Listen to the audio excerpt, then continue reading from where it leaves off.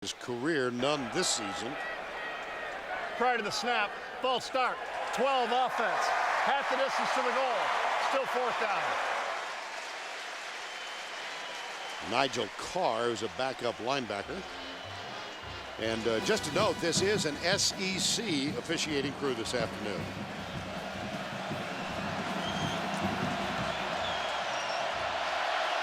How about this? Last week, for the first time since Bobby Bowden's second game in 1976, but already a couple here.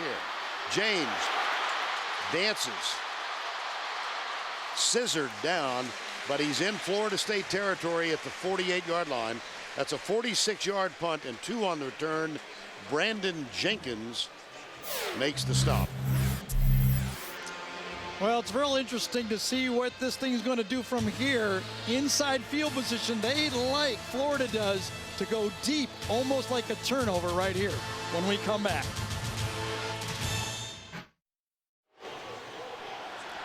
Tim Tebow had an emotional stroll through Gator Walk about a half an hour ago, and he talked with Tracy Wolfson.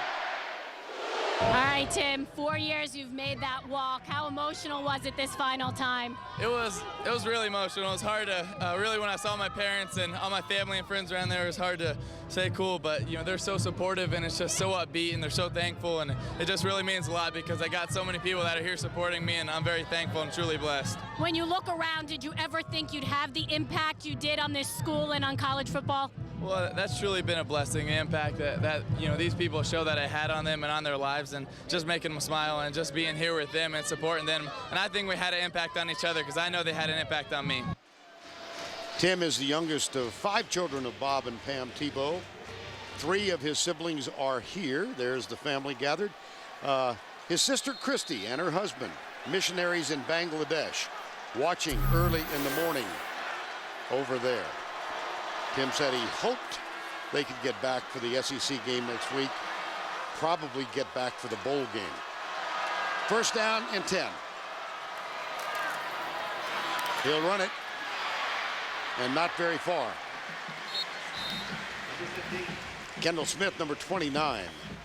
Well, one thing you admire about Mickey Andrews' defense, they may be giving up yards throughout the whole year, but he's just as aggressive now as he was 10 years ago when he had all those studs.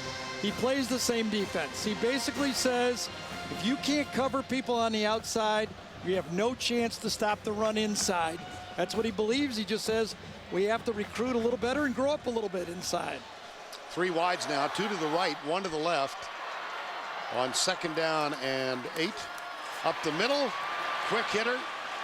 And that's going to be close for a first down as Jeff Demps makes the stop. Mickey Andrews, 68 years of age. He played for a pretty good coach at Alabama, Bear Bryant, and learned a lot there. And he and Bobby Bowden obviously go back a long way, Gary. Yeah, and you know, he really changed the game. You know, he might be the guy that's responsible for the spread coming into football. He was so dominant with his speed defenses, he forced a shift in college football to kind of get away from the type of defense he played. Well, they honored him last week in the last home game. Upon his retirement, here's Osceola, and he hands the spear to Mickey Andrews. Watch this. Terrific. He was presented with a pickup truck by his former players, and then they rallied, did FSU, to win the game by 3 and carried off on the shoulders of his defensive players. Saw the measurement, 3rd and short. And I would assume that this is going to be 2 tries for a first down here. So you could see some gimmick deep pass, maybe a play action deep ball. That's Hernandez in motion.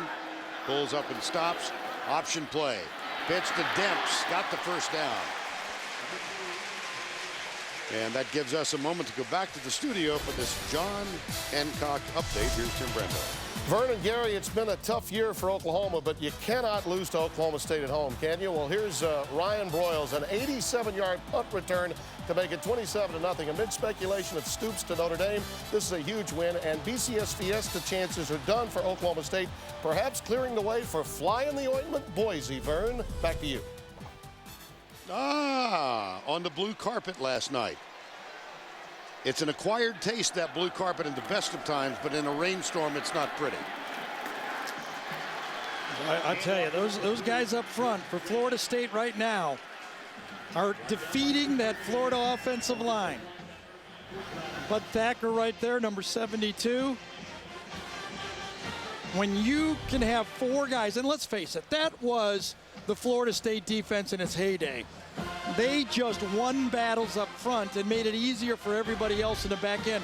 What did Mickey tell us yesterday? One season when he won the national championship, he barely blitzed. Right. He said we didn't have to. Well, he said he had 2 defensive ends that ran 4.5 in the 40. Right. Oi. Second down. Play action. Tebow looks for Cooper. Drills it. Riley Cooper got a stride in the crossing pattern. In front of Patrick Robinson. Big gain of 20 yards. It looks like Patrick Robinson is trying to take away, the best cover guy for Florida State is trying to take away Riley Cooper.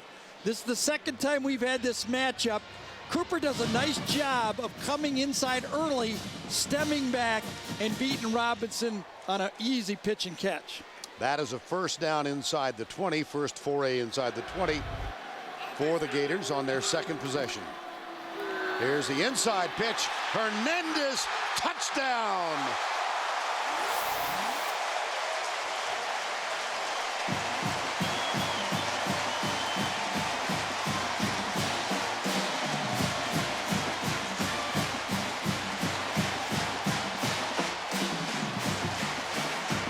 Aaron Hernandez, the junior out of Bristol, Connecticut.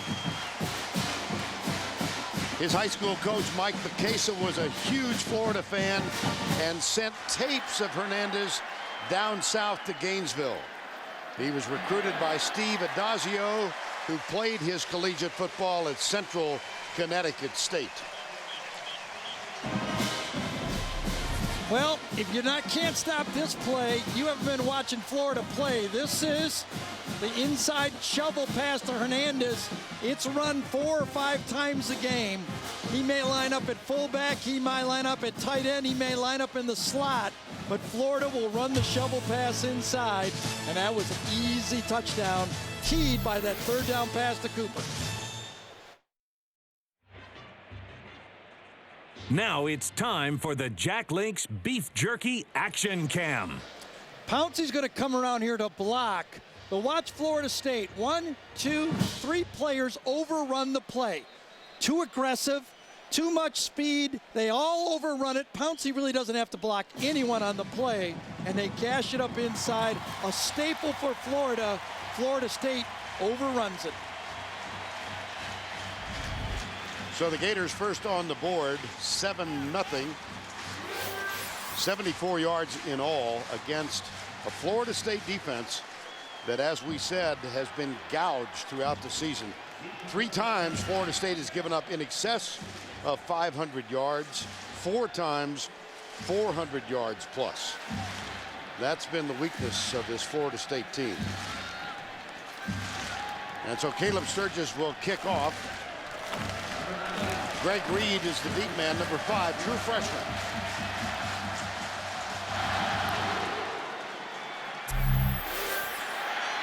Will take it at the goal line. Got a lane. Nice return. All the way out near the 35-yard line.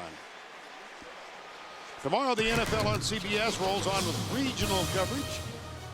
Indianapolis, Houston, Cleveland, Cincinnati, or Miami, Buffalo. The late games, Kansas City and Jacksonville, San Francisco. It all begins with JB and the quartet. The NFL Today tomorrow. I don't know, Bill Cowher. I never thought I'd see Bill Cowher and the Victoria's Secret bottles in the same screen. First down and 10. Gonna have to tune in on that one. Yeah. Pass is complete to Rod Owens, number 86, and Ryan Stamper makes the tackle. That's a gain of 7. I know this is not the way Florida State wanted to start a game, obviously. Really, this is their first drive of the game. Right. They were backed up. You're almost 9 minutes into this football game, and Florida State has run their 4th play of the game. This is really their first look at what their offense, what they're going to try to do to the Florida defense. And before they run the play, timeout is taken by Manuel. So Bobby Bowden, 80 years of age, his 34th season, his team down by 7. Well, let's take a look at our Home Depot tools to victory. In this case, 388 of them. Well, a guy who built a program from scratch, and he came from West Virginia. And you know, what stood out for me is the way he did it, took on the big guys. He would go anywhere to play anyone. He recruited players that said, listen, we'll go on the road, we'll play whoever you got.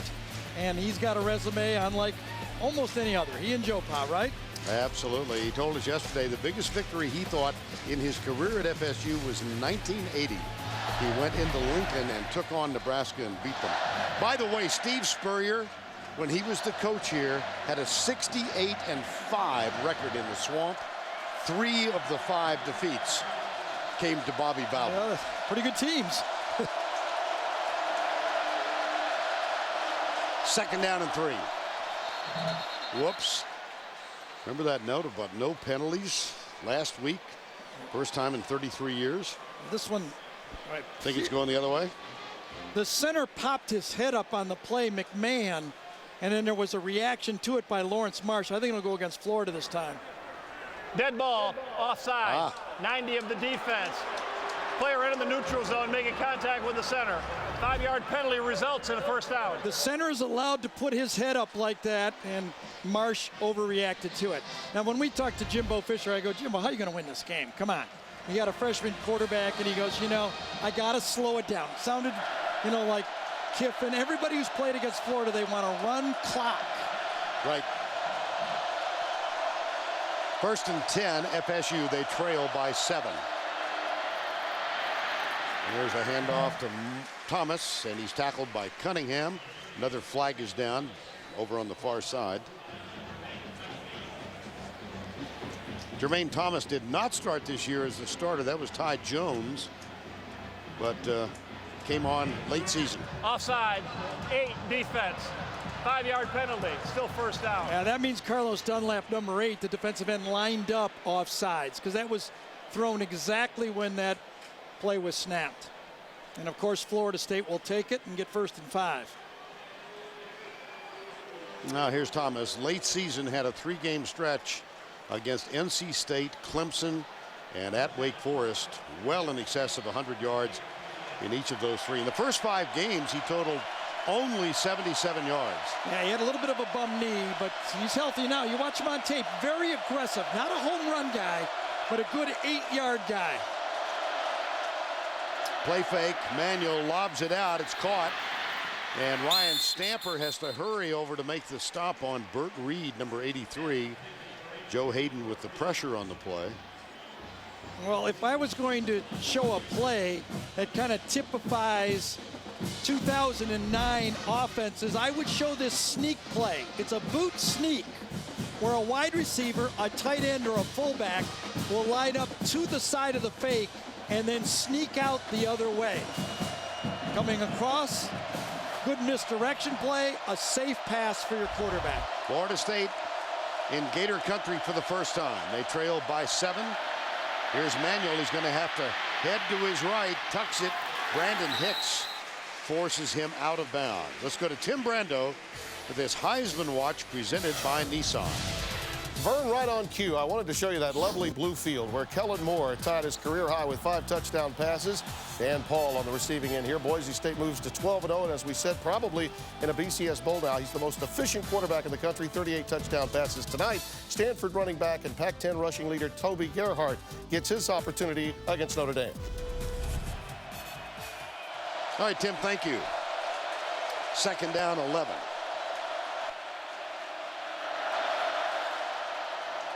Reverse. Right side is Reed, and Joe Hayden stayed home on that one and made the tackle, number 5. He's going to be an All-American this year, I think, without question. Well, Joe Hayden, Charlie Strong, the defensive coordinator, told us did not have a good first half a couple weeks ago when we did the game with Florida, and he really read him the riot act against South Carolina. He said it was so unlike Joe to have missed assignments, because when he zeroes in, he's about as good as there is as a corner. 3rd and 8. Carlos Dunlap has been really wreaking havoc early in this game. He takes the inside route this time, and he gets there. He had some help from Will Hill. It was Hill, number 10, Dunlap, number 8, sack of Manuel. Yeah, he has really, I've watched him 3 times, and he has almost made the play 3 times. End of the line of scrimmage, a nice stunt with spikes, and mishandled inside by the Florida State offensive line. But it really didn't matter so far. What I was watching, even if they didn't miss the assignment, he's been blowing by his guy. That brings up 4th and 14. Sean Powell with the punt, nice and high. Brandon James will grab it and take it for 3 feet, maybe. Ricardo Wright made the stop. You can beat the crowds and get your favorite NCAA gear when you shop online at the CBS Sports Store. You'll save big on all officially licensed jerseys, caps, and more. Just go to cbssportsstore.com right now. Well, remember last time the Florida State defense was out there, they were almost trying too hard. I mean, they were over pursuing.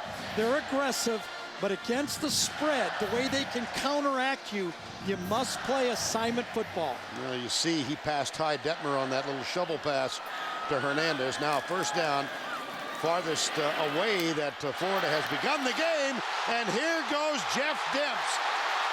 Caught from behind. That doesn't happen very often, but a huge, it's Rainey, not Demps, beg your pardon.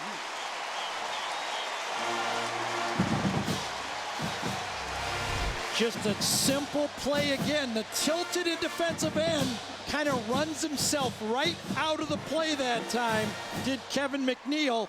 I was kind of wondering, with those defensive ends for Florida State, the way they're tilted in, if they needed to straighten up a little bit more to take that zone read play to the outside. Because that time, Rainey was outside of him in 2 steps. 45-yard gain. Now Demps is on the field, and he gets the pass. Nice block, Jeff Demps. I'm smiling at my mistake because Mickey Andrews said yesterday, he was referring to the Florida running backs as those little bitty guys. Those 2 bitty guys. Well, this time the Florida State defense did not line